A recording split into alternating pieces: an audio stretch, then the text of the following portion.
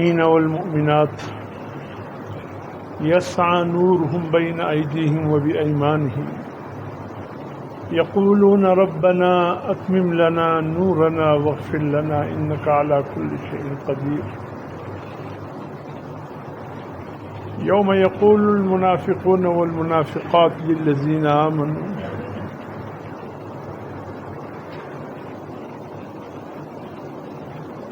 صدق اللہ العظیم۔ میرے محترم دوستو، اللہ کا یہ کلام جو قرآن مجید کی صورت میں ہمارے درمیان موجود ہے، عجیب کلام ہے۔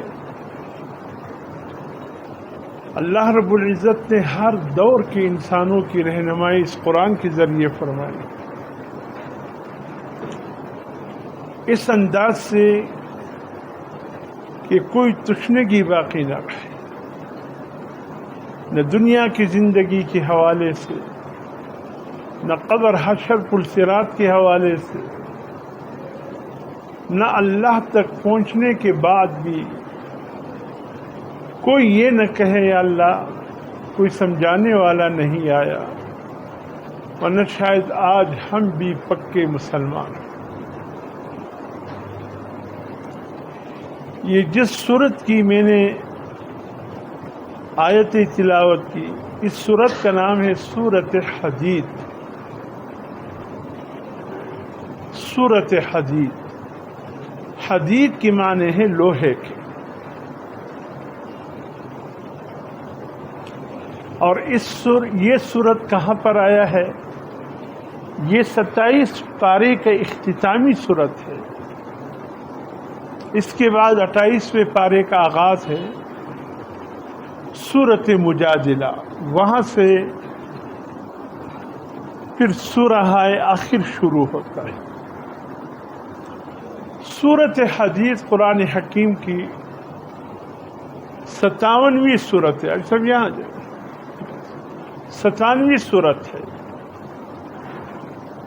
اور سورۃ مجادلہ قرآن کے 58 یعنی 58واں سورت ہے۔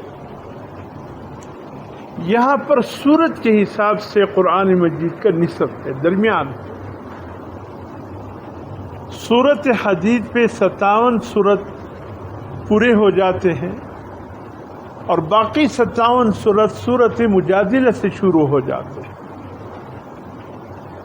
گویا 27 پاروں میں 57 سورت، اور باقی 3 پاروں میں بھی 57 سورت۔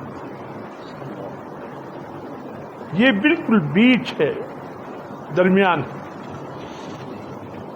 گویا ہم جب 27ویں پارے کو مکمل کرتے ہیں، ابھی تک 28ویں کا آغاز نہیں ہوا ہوتا ہے۔ سمجھ لیجئے کہ ہم نے سورت کے اعتبار سے قرآن کو نصف پڑھ لیا۔ جس طرح سبحان الذی اسریٰ پارے پر نصف قرآن پاروں کے حساب سے پورا ہوتا ہے، اور آخری نصف قال الم اقل لک سے شروع ہوتا ہے۔ یا جس طرح قرآن حکیم حروف کے اعتبار سے سورۃ کہف کے دوسرے رکوع میں ایک لفظ ہے وَلْيَتَلَطَّفْ،